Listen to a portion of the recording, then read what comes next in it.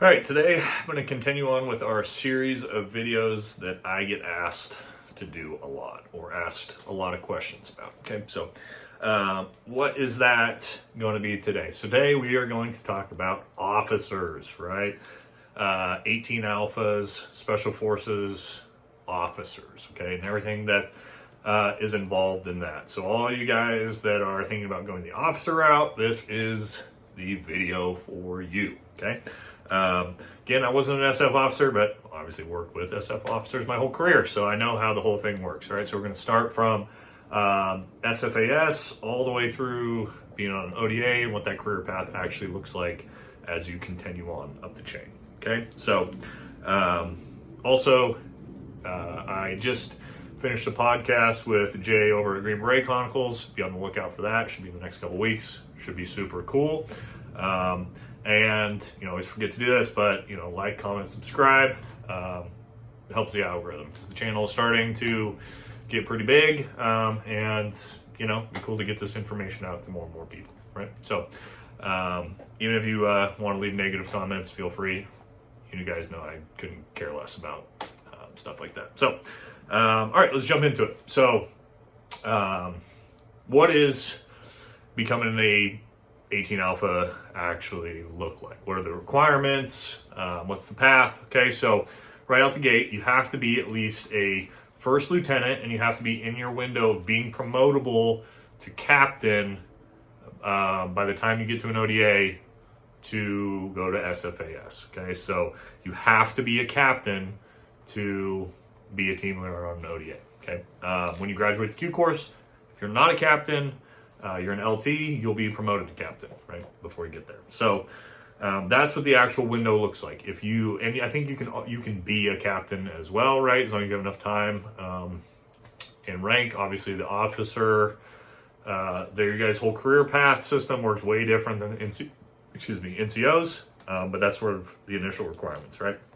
When you're at SFAS, not that many officers get selected. There's very limited spots. So keep in mind, there's one team leader spot on each ODA, whereas there's 8 spots for the line MOSs, medics, weapons, engineers, comm guys, right? So much less positions open for you to be selected, right? So what are they looking for out of you at selection? Obviously, you're an officer. They're looking for leadership and command attributes, okay? So if you're an officer and you're just a complete gray man and you don't talk and you don't lead, do not expect to be selected, okay? You need to understand what your role is and act yourself accordingly, okay? If you do get selected, right, the Q course is pretty much the same for officers as it is for enlisted, other than MOS phase, okay? They do the captain's career course, the 18 alpha course. It's their own MOS phase that's much different than any of the rest, which I can't comment on that. I honestly don't really know what they do at the 18 alpha course. It's officers and teach them how to be more officer-like. Who knows? Who cares? Anyway, you guys will figure it out if you get there, right?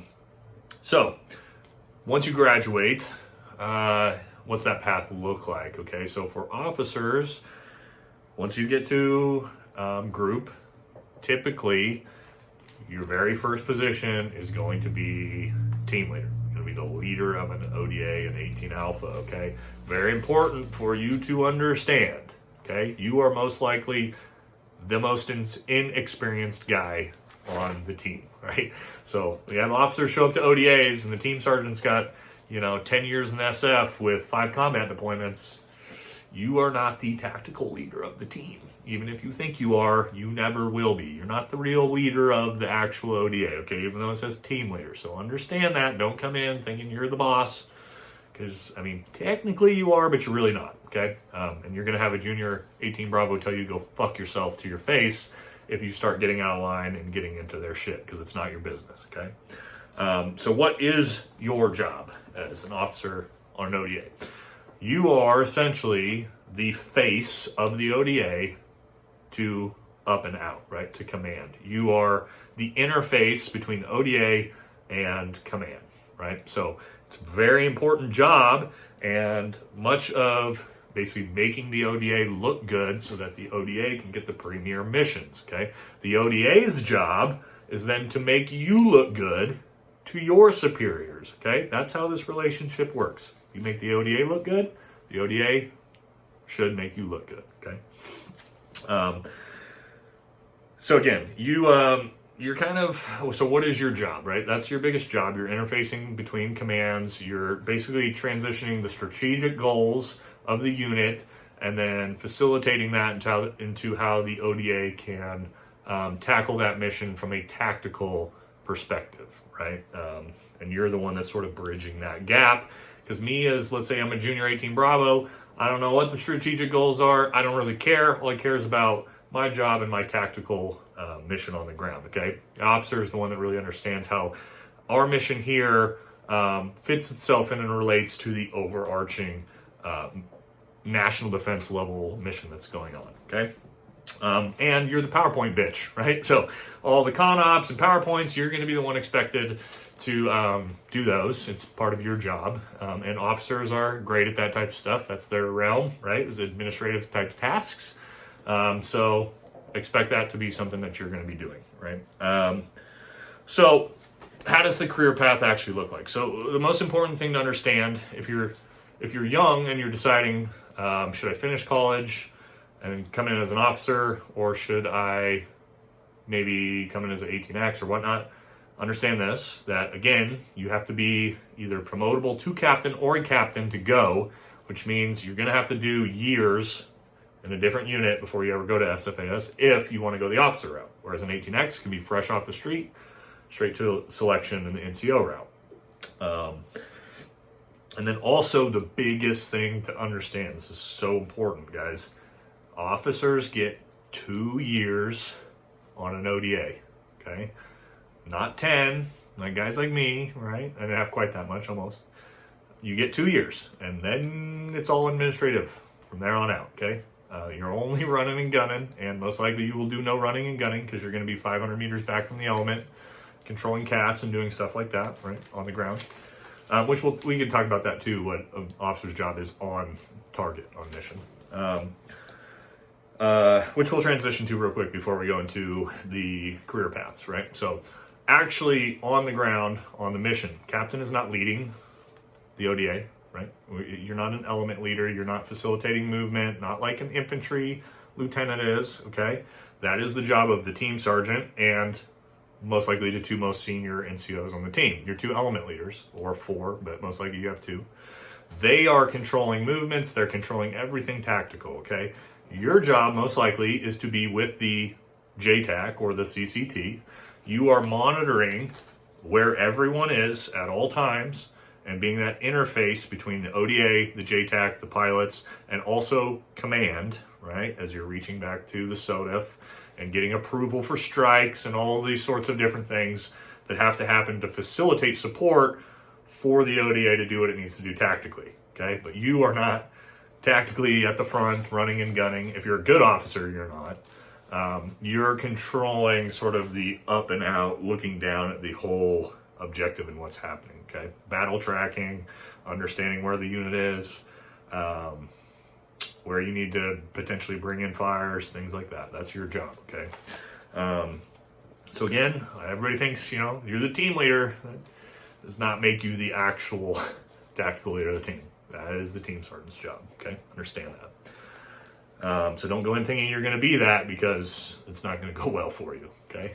This is not the regular Army, right, where you can't say anything to a captain. If you are a captain and you fuck up, you are going to get absolutely destroyed by NCOs on an ODA, okay? And they're not going to care about your feelings. They're not going to care about rank and structure, right? And if you go complain to your company commander, your major, that they're being mean to you, he's going to tell you to fucking grow up, okay? So that's the way it goes. All right. What's a career path look like? Okay, so again, captain, 2 years on a team. Then what, right? Okay, well, this is where things can divulge, right? So you do 2 years on your team, and then you'll go do some administrative S-style task somewhere else, okay? I can't really get into what those things are, what officers do. You might go work for a general or whatever you're going to do in your officer realm. When you hit major, okay, that's when you're going to potentially have the opportunity to become a company commander. Okay, so you start out as the leader of an ODA. Next phase up, major, you will be the leader of a company, which is 6 ODAs, right? So that's sort of that next officer step up. Understand, this is highly competitive, right? So think about how this breaks down over time, right? We have 6 ODAs on a company. That's 6 spots for 6 officers. Okay, well, there's only 1 spot at the company for an officer. So imagine 1 out of 6 of those officers is going to find their way to become a major, to be a company commander. Okay, so break down even further, because there's 3 companies in 1 battalion, right? So now you have 3 major slots that could potentially be fighting for 1 battalion commander slot, right? That breaks down even further as we get 3 battalions in 1 group. There's 1 group commander slot, right? So you can see the highest performing officers are going to be the ones that continue their track. The other ones are going to go away. Okay, so it is very competitive, far more than NCOs, right? There's tons of space for NCOs all over the place in the regiment, as instructors, as ODA members, as team sergeants. To become warrant officers, 18 Foxes. It's much more linear for the officers, okay? So it's going to be highly competitive. You're going to get very little time on a team, but you're going to get paid a little bit more. When you don't get bonus pays like NCOs do, so it's not that much more comparatively. But you will get paid more. Your retirement will be much more. So you got that going for you. But that's not to say, that it's not a good job. It's not an enjoyable job.